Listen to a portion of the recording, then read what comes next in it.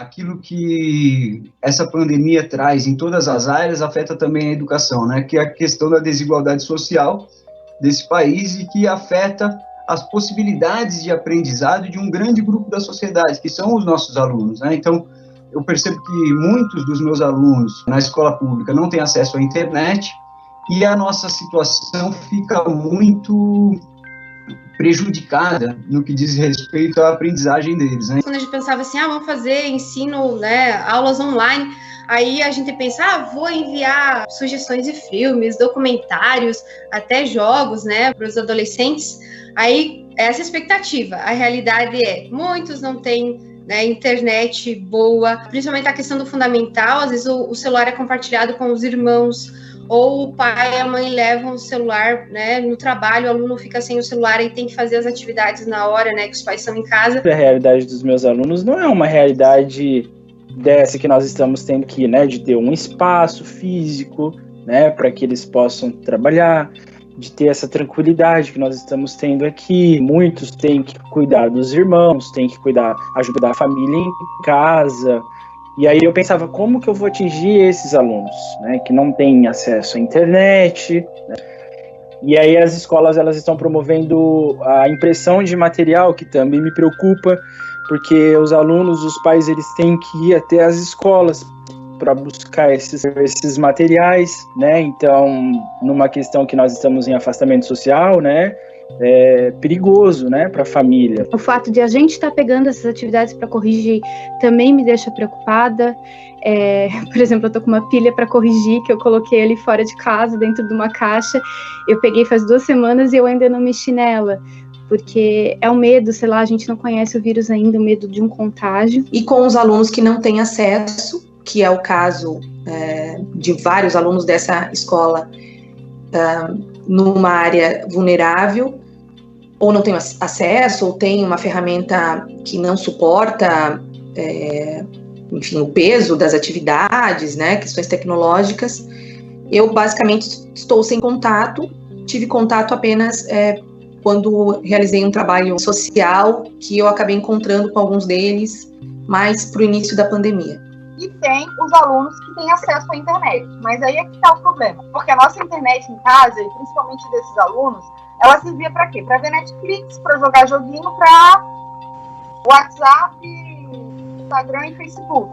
E agora eles precisam baixar programa, eles precisam abrir atividades, então elas acabam, e eu não sei se é porque tem muita gente usando ao mesmo tempo, a internet ela não tá tão boa, né? Eu não sei se isso é um problema do Brasil, não sei como é fora do Brasil. Ela não é, a gente não é adaptado a trabalhar em casa, a usar a internet em casa para trabalho, para outras coisas, é mais pro lazer.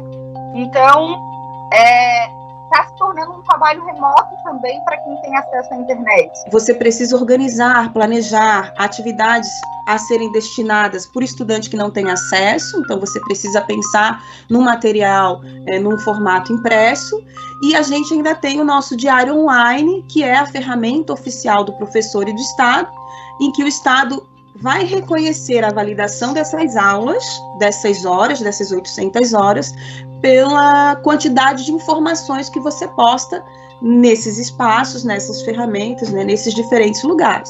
A plataforma que o governo do estado de Santa Catarina hoje tem adotado, e adotado de forma comum para todas as unidades, é o Google Sala de Aula, né? Essa plataforma, assim, ela de certa forma não é tão novidade. Aqui na escola nós temos um professor, um colega de física, que já desenvolvia trabalhos com os alunos nessa plataforma, né? Eu já tinha dado uma espiada nela, até por vontade de usar esse modelo de tecnologia, mas antes mesmo da pandemia. Então, por exemplo, os nossos alunos do ensino médio, eles já estavam mais habituados a usar essa plataforma. O grande problema estava nos anos iniciais e nos anos finais do fundamental, que eram professores e alunos que pouco tinham contato com ela.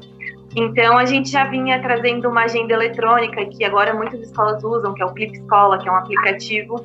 E aí você faz toda a agenda, que seria a agenda física, de anotação, de dia a dia mesmo do professor. Fez trabalho, não fez trabalho, vai ter um trabalho para apresentar dia tal. E a gente estava aprendendo a disponibilizar atividades online, aprendendo a disponibilizar ferramentas assim desse tipo, né?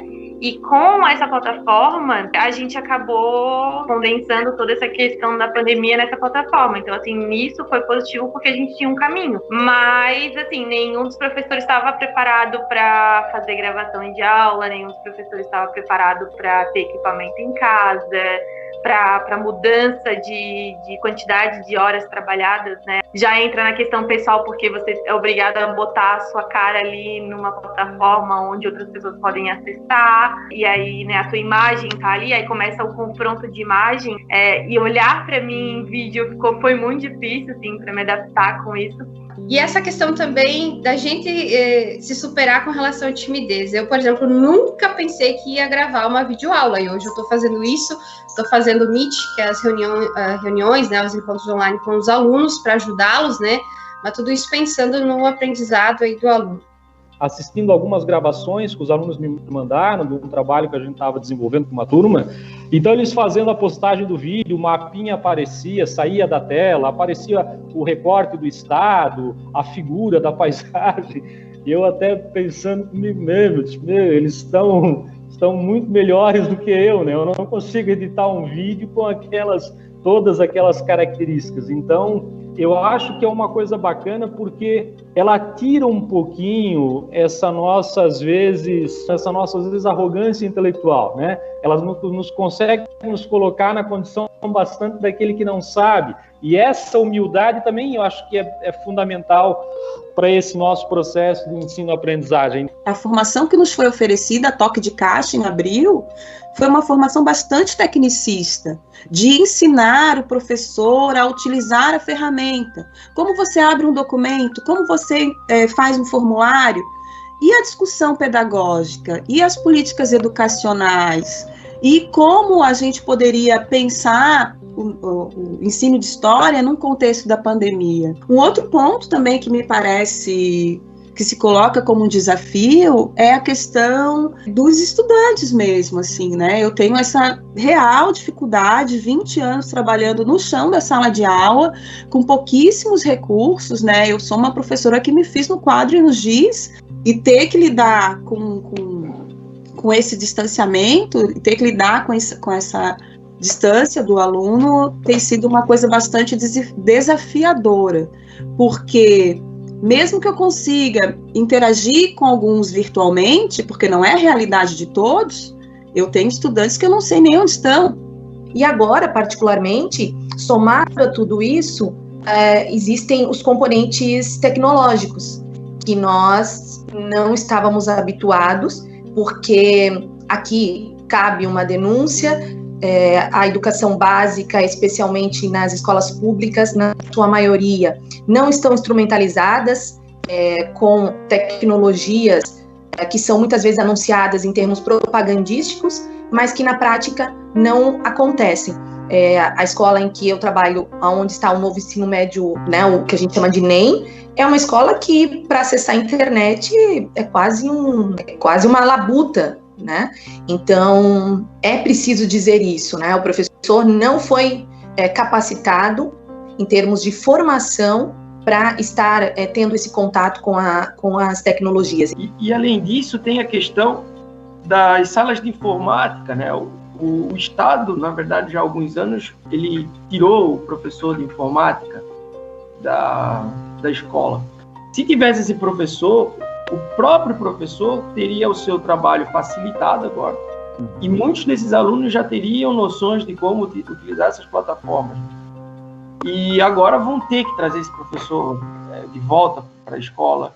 Eu percebo que a gente ampliou o nosso arsenal de ferramentas, né, para utilizar, mesmo nas aulas presenciais. Eu acredito que algumas dessas ferramentas ficarão como parte do processo na educação presencial. Então, alguma coisa vai ajudar sim, até que no meu planejamento eu tive que mudar um monte de coisa e já vou, digamos, colocar em prática para os próximos, vou continuar do meu método, né, porque eu tive que pensar muito para tentar fazer cada aula, planejar cada aula. Então, eu vou mudar assim meu planejamento e eu acredito que foi para melhor. Eu, né, sempre fui adepta das tecnologias, né, mas eu acho que a tecnologia sozinha não adianta nada se não tiver o professor ali junto, né, para orientar, para guiar. Então, eu acho que nesse momento o papel do professor é fundamental, né? E a gente, enquanto professor, enquanto escola, a gente sempre busca, né, o melhor para o aluno, nem sempre seria o ideal, né? Mas a gente faz o que a gente pode no momento, né? E eu acho, assim, que todos os professores estão de parabéns, porque a gente teve que se reinventar. A internet, ela é uma excelente, uma ferramenta essencial, que eu fico me perguntando como alguém conseguia fazer uma dissertação, um TCC, um trabalho sem internet, porque essa não foi a minha realidade. Ela é essencial, mas o professor, ele é muito mais, muito mais. E é isso, sim, que o nosso papel é fundamental e que a gente tem, sim, trabalhado muito. E é muito difícil ser youtuber, editor de vídeo, e professor, e amigo, e empregado e patrão ao mesmo tempo. E é bem exaustivo.